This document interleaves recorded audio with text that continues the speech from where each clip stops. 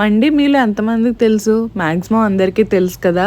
So ఎంతో ఇష్టమైన మండి origin ఎక్కడి నుంచి వచ్చిందో ఈ వీడియోలో చూద్దాం.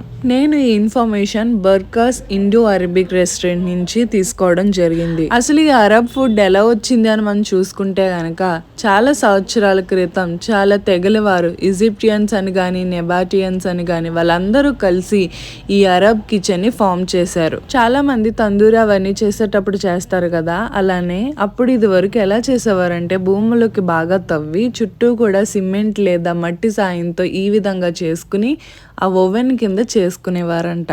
సో అలా మండి కుక్ చేసేవారు. అసలు మండి ఐడియా ఎలా వచ్చింది అంటే కనుక అందరూ కలిసి ఒకే కంచంలో తింటే బాగుంటుంది కదా అని ఆ ఐడియా ప్రకారం మండి అనేది తయారు చేశారు. చాలా మంది అరబ్ వాళ్ళు మన సౌత్ ఇండియాకి వచ్చినప్పుడు మన ఇండియన్ స్పైసెస్ లో ఉన్న ఫ్లేవర్స్ ఇంకా అరోమాస్ చూసి వాళ్ళు ఈ స్పైసెస్ ని ట్రేడ్ చేయడం జరిగింది. అప్పుడు ఈ అరబ్ వాళ్ళు ఇండో అరబ్ కల్నరీ అని ఏర్పాటు చేసుకున్నారు. సో అప్పటి నుంచి కూడా మన దగ్గర దొరికిన స్పైసెస్ తో వాళ్ళ వంటకాలని తయారు చేయడం మొదలుపెట్టారు. ఎప్పుడైతే అరబ్ వాళ్ళు మన ఇండియాలో వాళ్ళ కింగ్డమ్ ని ఏర్పరచుకున్నారో వాళ్ళ వంటకాలని ఇక్కడ తీసుకురావడం జరిగింది. అందుకనే దీన్ని ఇండో అరబిక్ కల్నరీ అంటాం. సో వాళ్ళ చేసిన డిషెస్ అన్ని కూడా మన సౌత్ ఇండియాలో బాగా పాపులర్ అయినాయి. సౌత్ ఇండియా కాదు, ఇండియా మొత్తం కూడా పాపులర్ అయింది.